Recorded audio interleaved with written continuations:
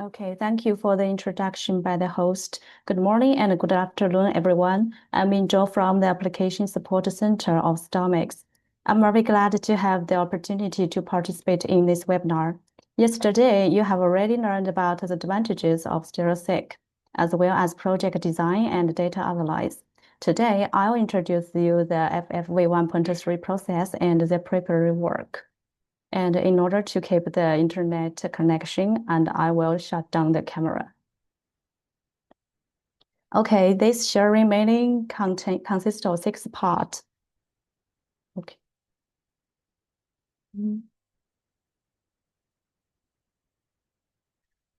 Spatial technology is an important tool of scientific research. It appears as early as the 17th century. So far, various spatial technology has been developed, and it has been recognized as an innovative technology. With the development of tools, life science are transitioning from single-dimensional development to multi-dimensional modes. Based on Stereo-seq technology, Stereo-seq have launched a variety of spatial temporal products. I'm about to introduce the newly upgraded product FFV 1.3 with you. Okay, the workflow of FFV 1.3 have 5 parts. The first step is prepare sample. After embedding the tissue, you need to section it and extract RNA for quality detection. We suggest that the subsequent experiment should be only conducted when the ring value is greater than or equal to 4. Meanwhile, use H&E staining to observe the tissue morphology. Ensure that there is no obvious ice crystals, deformation, or fragmentation. After the quality detection, the parameterization time test is also required, as the optimal parameterization is time varies for different types of tissues. You should place the tissue section on P-chip, then perform fixation, glorious mounting, different time periods of parameterization, reverse transcription, tissue removal, and imaging. Subsequently, the optimal parameterization time can be determined according to the fluorescence imaging. Once the parameterization time is determined, the formal transcriptomics experiment can be initiated. In this process, we use T-chip involving tissue section mounting, fixation, staining, parameterization, reverse transcription, cDNA release, amplification, and purification. Then obtained cDNA will be subjected to library construction and sequencing. And finally, you can use the stereo map and SHW to conduct data analysis and visual presentation. Before conducting the experiment, we need to make some preparations. First, we need to consider the laboratory design. We highly recommend that all the instruments should be placed in the same laboratory or on the same floor, or at least within the same building. We do not suggest that you put the instruments in different buildings, because during this whole process, there won't be enough time for you to shuttle between different buildings. Next, what we have to prepare is the required equipment. You can refer to the checklist. These are the main equipments, including cryostat, microscope, incubator, slide dryer, and thermocycler. Here are some tips. A thermocycler can also be used for drying slides if you don't have a slide dryer. And when you're manufacturing the large chip, you may use the incubator to conduct the reaction. Among these instruments, we have particularly requirements for microscope. You can refer to the Stereo-seq image requirements and guidelines. It will update by the end of this month. This instruction provides detailed information on microscope requirements and assessment procedure. Conducting a microscope assessment is necessary. First, you need to select a microscope that meets all the requirements. Next, apply for the evaluation T-tip for imaging test. Second, thirdly, you must adjust the parameters such as focusing and exposure. Make sure the track lines are clearly visible when taking a photo. Next, you need to use stereo map for image quality control, if the QC falls, please take a new photo immediately. After passing the QC, confirm all the parameters information and do not make any random change. During this whole process, you can ask for help from FAS and microscope engineers.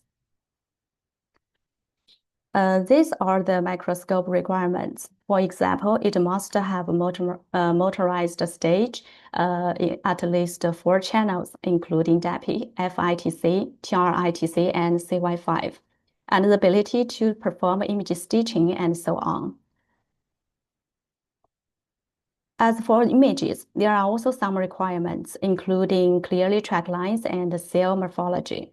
Otherwise, it will affect the subsequent analysis. For instance, tilt track lines or stitching errors that is not conducive to automatic alignment. Underexposed or overexposed imaging will affect cell segmentation. And these are some information about supported microscope we have tested just for your reference, including Stomach, Motic, Like, and Zeiss. Okay, the next part is third-party materials. You need to prepare them in advance. These are part of the reagents.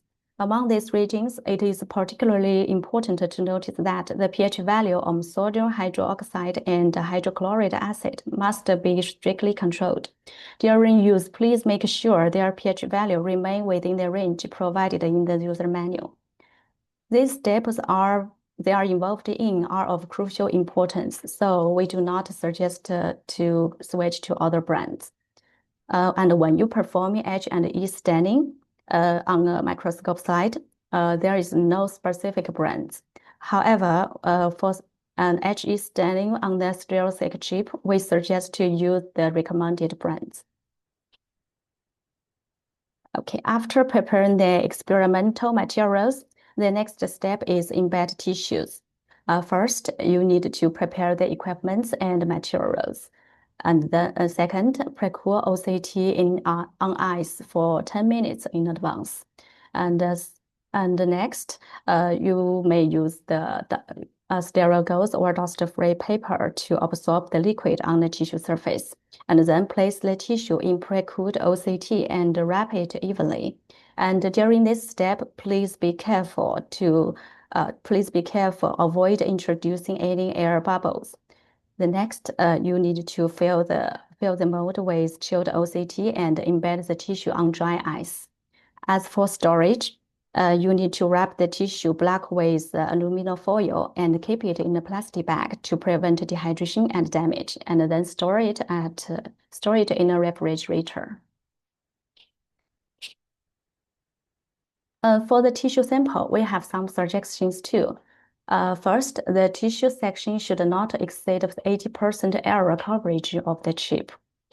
You can choose the chips of different specifications based on the tissue size. Second, as was mentioned earlier, the quality detection of the tissue sample should be conducted before proceeding the experiment. You should check the ring value and observe the tissue morphology through H&E staining to aware its quality.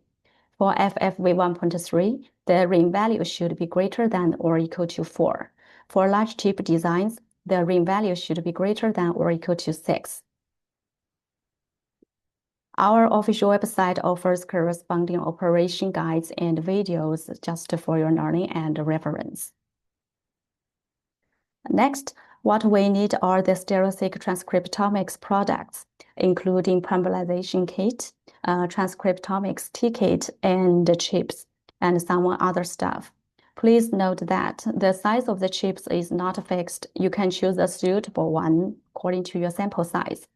Chips of other size haven't been commercialized. They need to be customized.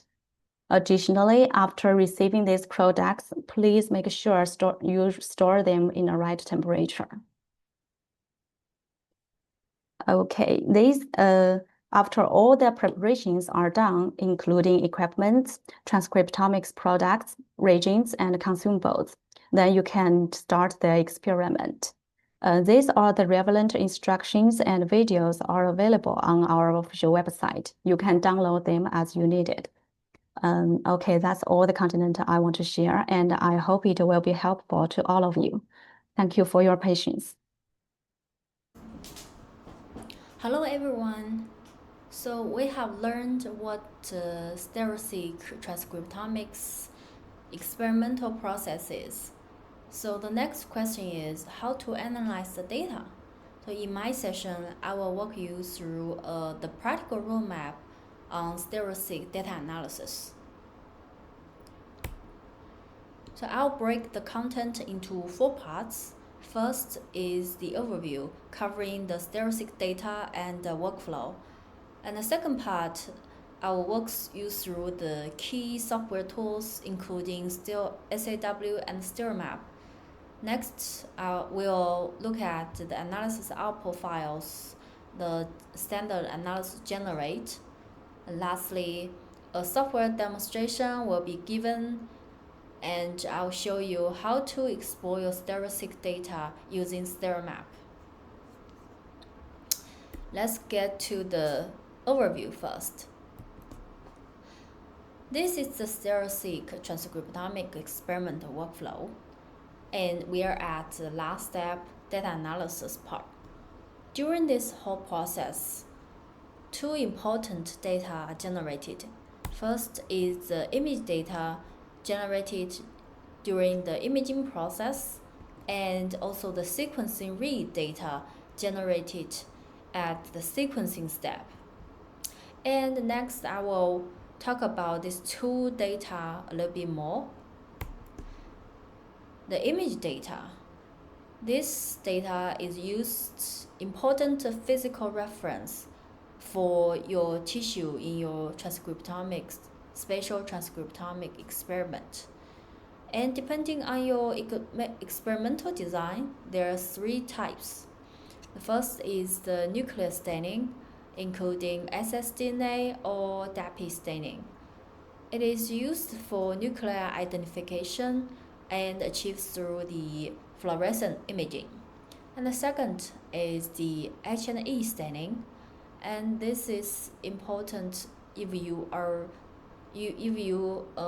for the scenario that the tissue structure is very important. For example, the tissue sample analysis. And lastly is the nuclear staining, and combined with the multiplex immunofluorescence or MIEs.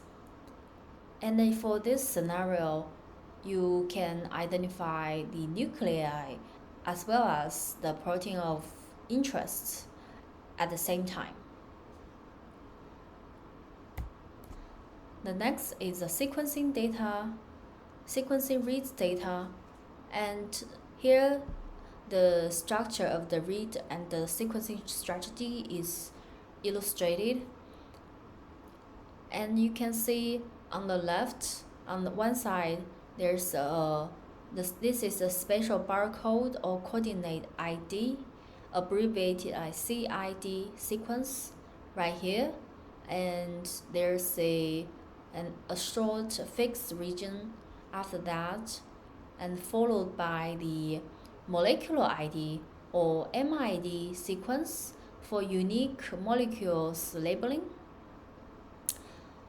And for the sequencing strategy, the scheme is the read one will sequence the CID as well as the MID for 50 BP. And on the other side, the read 2 will sequence 100 BP cDNA sequence. Altogether, these 2 reads will combine as the pair-end reads. With those data, let's look at the workflow. So there are 3 major components in the Stereo-seq data analysis workflow. First is the image processing, done either by SAW automatically or manually by the Stereo-map. And the second is the reads processing and quantification done by SAW, and eventually generating the spatial gene expression matrix. And lastly, with the output data, we can visualize them through the Stereo-map software. For more additional analysis, you have to use community developed tools for more advanced analysis. This lists all the tools involved. First, the SAW and the Stereo-map. They are designed for analyzing Stereo-seq data, and I will talk about them more in the later part. And for the community developed tools, you can either use the Python tools or R tools. Commonly used ones are like StereoPy, ScanPy, Spatio in Python, and Seurat, RCTD, Spotlight, etc. in R. And for the standard analysis, the tools important for standard analysis, so let's get to them. First, what is SAW? SAW stands for Stereo-seq Analysis Workflow. It's a command line software that is composed of several pipelines. And the core pipeline is the SAW count used for standard analysis. And it also has some complementary pipelines including makref, checkGTF, realign, reanalyze, and convert. Each of them serve as separate purposes, such as data preparation, and data reanalyze, data format conversion. And next, let's first look at what the standard analysis done by SAW look like. So with the input data, the SAW will first perform a pre-processing step, and read mapping and annotation and counting, and to generate the spatially resolved gene expression matrix. Next, the image data comes to play, and it is aligned with the gene expression matrix to obtain the register image. This step we call image registration. With the register image, further image analysis are performed, including the tissue and cell segmentation. And with those tissue and the cell regions, gene expression matrix are extracted based on these regions. And with those data gene expression at different dimensions, more downstream analysis are performed, including clustering analysis and differential analysis. So with those analysis, the spatial pattern, you can directly see the spatial pattern of your data in the results. So let's look at what are the input data for this standard analysis, which is performed with the SAW count pipeline. The first are the imaging data and the sequencing read data we just mentioned. And we also need the chip mask data, which is a sequence data combined with the combining the physical spatial location as well as the spatial barcode. Important for you to deciphering your reads location, the location of your reads. And you also need a reference, which is based on the species in your sample. Lastly, are those text format parameters, including serial number of your chip, the omics type, and the sequencing kit versions. So all these are the required input data. With all this input data ready, the good news, the SAW count is run in only one command line. And you can see that these are the text format parameters, and these are the directories of these key input files. Let's look at what are the system requirements for running SAW. First, it is required to run on a Linux system, and at least 8 CPUs are required, although 24 CPUs and more are highly recommended. And 128 GB of RAM as well as 1 TB of free disk are required. For the runtime, here are the references to give you an idea how long the SAW run. SAW count analysis is. So here are 2 samples, both are mouse brain samples, and they're done by the Stereo-seq v1.3 kit. They are stained either with siDNA or H&E, with input reads as 1.8 GB and 1.6 GB, and we use 24 CPUs, and in the end this run takes about 9 and 8 hours. Next, let's look at the Stereo-map. So Stereo-map is a desktop software for image processing and visualization. It is composed of 3 key modules: Visual Explorer, Image Processing, and Tools. For the Visual Explorer, it is for you to visualize the data after the SAW analysis. Besides, you can select your regions of interest for downstream analysis. And for the image processing, specifically the manual way, is another important module in Stereo-map. And you can see you can adjust the image here using the tools, some manual tools on the software interface. And lastly, the tools. Currently, there's one utility called ImageQC, and this is important for you to perform quality check on your images during the imaging process. Once the quality is passed, then the data is enabled for the SAW analysis. Now let's see what are the system requirements for a Stereo-map software.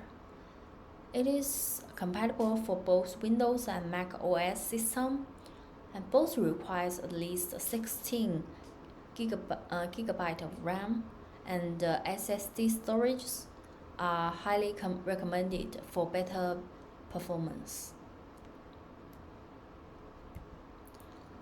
Now we reach the third part. Let's look at what are these analysis output files. So the analysis output files are stored mainly in this out folder, and in this folder it includes files like those.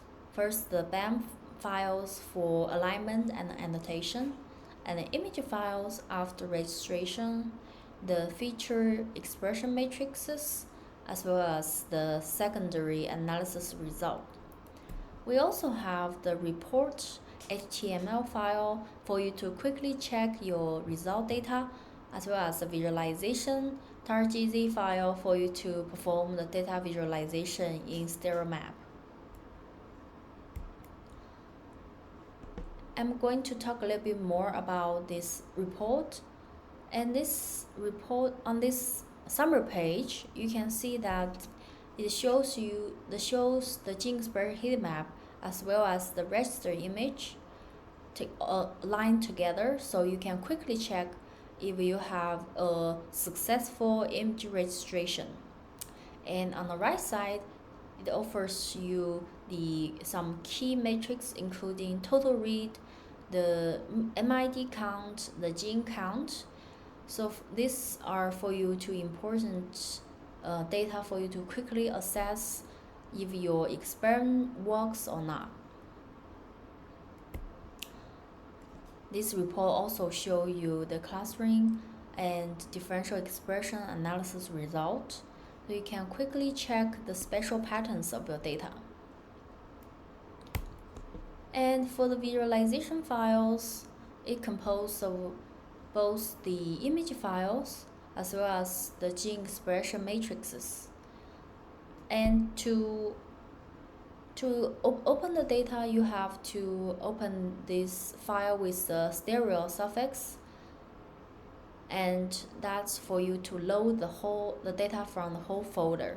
And I'm going to show you just in the next section. So we reached to the last part, the software demonstration.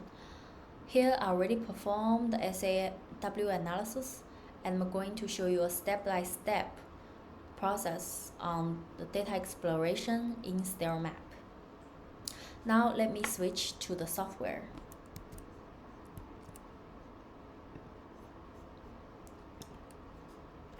This is the Stereo-map software, and to visualize data, let's click on the Visual Explorer. And as I said, the visualization folder is required for the data exploration. And within this folder, we can see there's a stereo file, and let's open it. Okay, so this is the interface of the Stereo-map. And in the center, you can see this is the whole transcriptome gene expression heat map. And for the sample, it is a mouse brain slice, fresh frozen, stained with ssDNA. Now let's check the top panels. There are 3 drop-down boxes for the gene selection, the image layer selection, and bin size selection respectively. Currently, no gene are selected, so the whole transcriptome is shown. And for the image layers, currently there's two tabs are selected. One is the ssDNA image, the other is the gene heat map. And currently we can see what we see is the gene heat map, which is on the top. And to see the ssDNA image, we simply can deselect this heat map so that this image ssDNA is shown. And you can see that so it is staying the nuclei. So by that you can find where the cells are approximately located.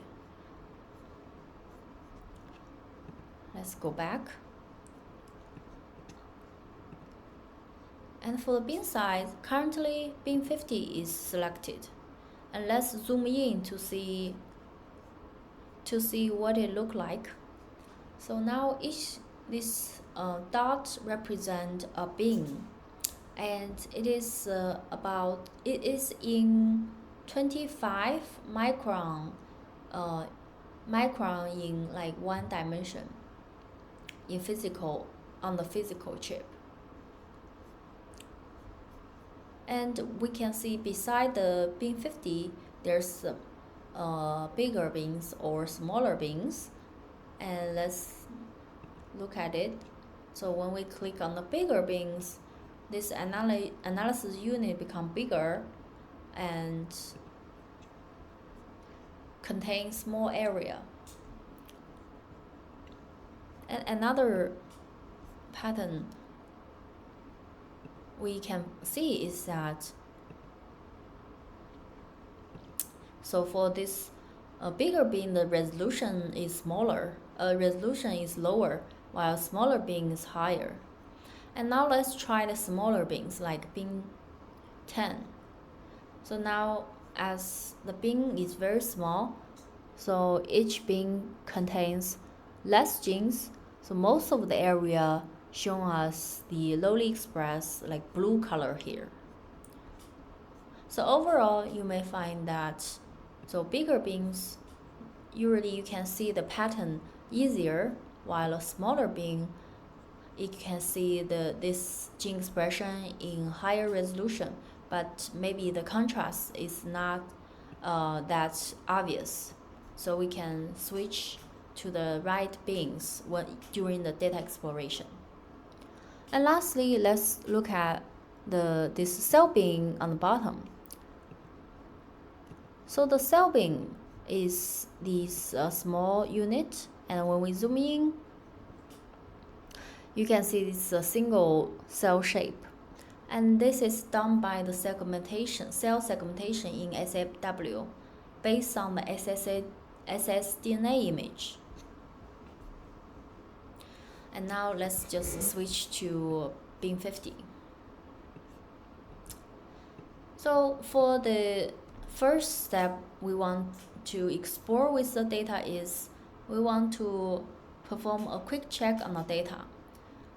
And I prepare a few brain markers, and let's see what they located and whether they meet our expectations.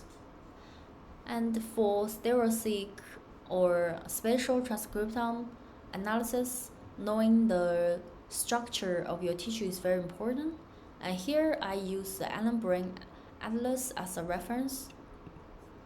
So here, just choose a slice that best resemble my tissue slice, so I can know that, like the area, the annotation of the area, so I can find the expected markers for that area. So go back. So the first marker I want to check is a common neuronal marker called RB-FOX3. Let's search for it. RB-FOX3.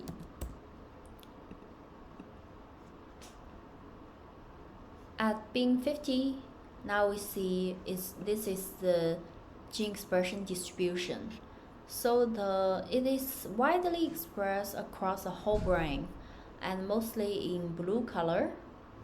And when we zoom in, that we can see some like more highly expressed dots within those this cortex area. And as I said, smaller beam usually like give you a higher resolution, but not that strong contrast or strong patterns. So let's try a bigger beams, say beam 100.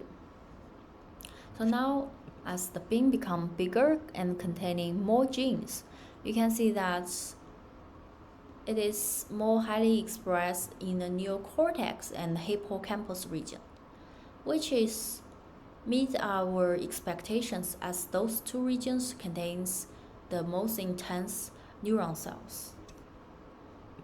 We can also try bigger beams, so the pattern even become more strong. Alright, so let's go back to beam 100. And next, I want to try another marker which should label this which labels the neuron cells as well, but mostly located in the dentate gyrus cells, dentate gyrus area. So let's look for it. This gene is called PROX1.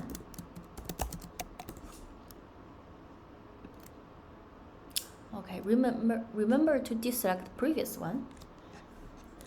So we can see that this marker is indeed expressed highly in the dentate gyrus area, It also has some expression in this interbrain region. And next marker I prepared is a marker for the fiber tract region. It labels oligodendrocyte cells. It's called the PLP1. So you can see that this color means they are highly expressed in these regions, and these regions are the fiber tract region. So overall, all these three markers show their distributions right here, and they meet our expectations. This gives us confidence on the data and to explore this data further. Next way I want to go through is how to choose the multiple genes at the same time.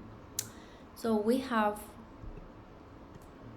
done like one by one, and to choose multiple genes together, simply we just add multiple genes in this gene selection box and say let's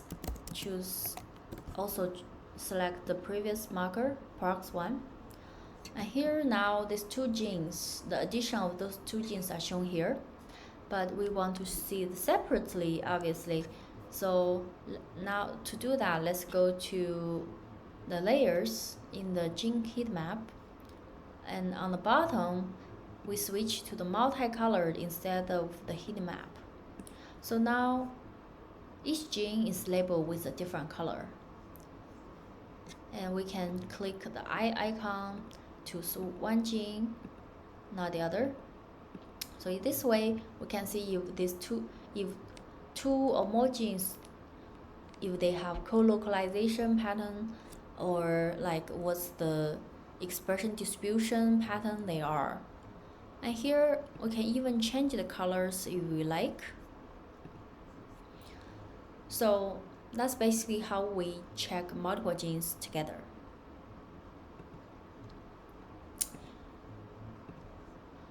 Next, we know that in this SAW standard analysis there's clustering analysis, but how to check it, how to explore it in the stereo map. And let's go to the layers. So there's a cluster tab here. However, for SAW, only 3 bins are performed with the clustering analysis: the bin 20, bin 50, and cell bin. So let's switch to the bin 50. Now the cluster tab is shown. So click on it. So that's the clustering result at bin 50. You can see that each cluster is labeled with a different color. On the right, we can see that in total there's 27 clusters in total. We can even select or deselect the clusters on this group tab to see where they are. And this for bin 50 clustering. And let's check another one, say cell bin. So in the cell bin, it's under the cluster mode. So it's in higher resolution, and you can see each cell is annotated with a different cluster. And in total, we can see that there's 28 clusters. So that's basically how we check the clustering result. Now let's switch back.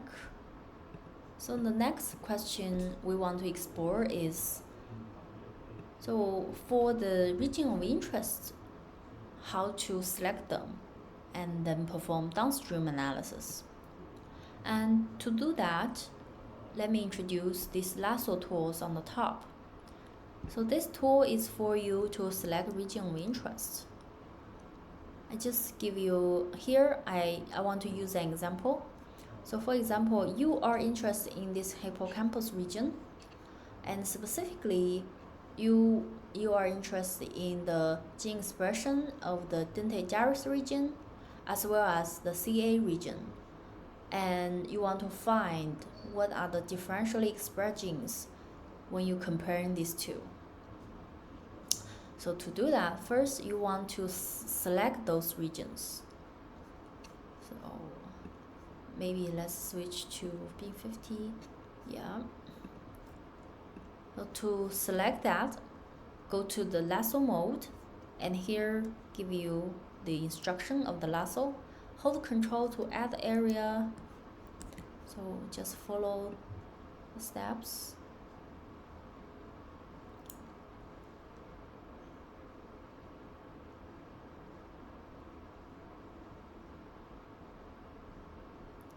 Right? And then this is just a rough selection for your reference, and we can click enter and to save it. Say give it a name as target, and this is called dentate gyrus DG, and then save it. Due to the time limit, I won't perform the whole selection. I already done it, so let me just open the one that I already done.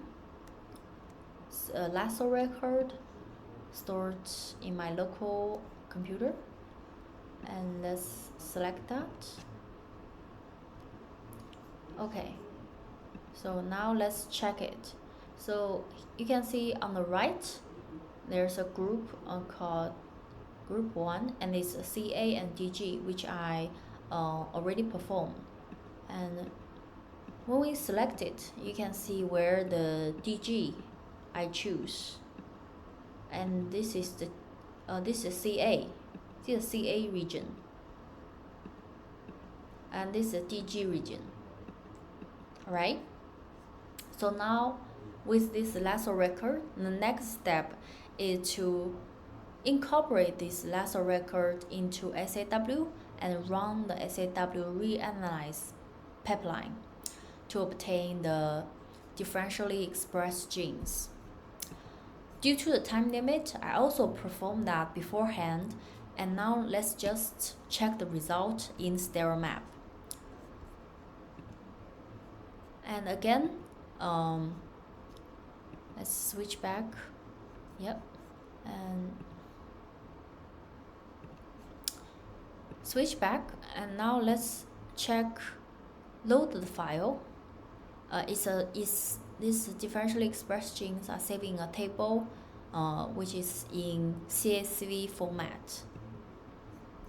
And differentially expressed folder. Okay, so let me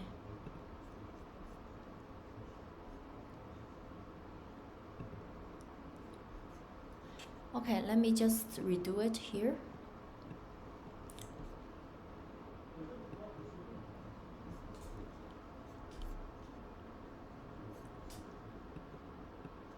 How? So let me open the CSV file. Okay, so it's here. Okay, so let's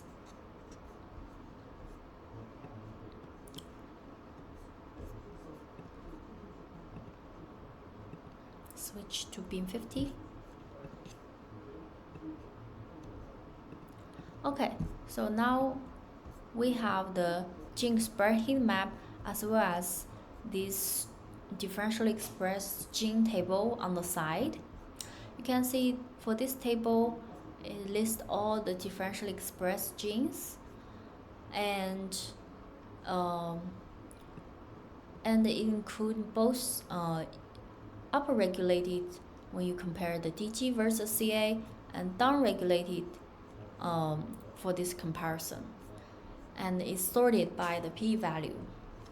And for the we can check those genes in action, and let's check the first one, LRRTM4. When we click it, it will automatically transfer to this on this interface, And this is the gene expression for the LRRTM4. And at the bin 50, we can see that there's some expression in the DG, but much less expression in the CA. And but it's not that obvious. Let's try other bins. Okay, so just switch to bin 100. We can see the pattern very clearly. So this LRRTM4 gene is much more highly expressed in the DG region compared to the CA. And now let's try the second one. It's called the SEMA5A. Remember to deselect the previous one. And for this gene, the pattern is look pretty strong, so it's highly expressed in the DG. In this comparison, so it's pretty pretty much expected. And now let's see the opposite direction. So let's see the lowly expressed or the downregulated genes here. Let's check the bottom one. It's called lingo 1. Okay, so now you can see that in this comparison, the CA is much more upregulated, or in other words, the DG region is this gene is much more downregulated in this DG region. Okay, so that's basically how we select regions and then perform the differentially expressed genes in the stereo map. This also concludes the software demonstration part. Hope this gives you some ideas how to explore your Stereo-seq data. Now I would like to go back to my slide. Lastly, I want to show you some useful information for your data analysis. On our STARmix website, we have the software user manuals for both SAW and stereo map, and you can find within this product page. And there's also some demo data, technical blogs, and information webinars, and you can find them under this resources page. And this information are quite useful for your data analysis. With that, I want to thank you all for your attention.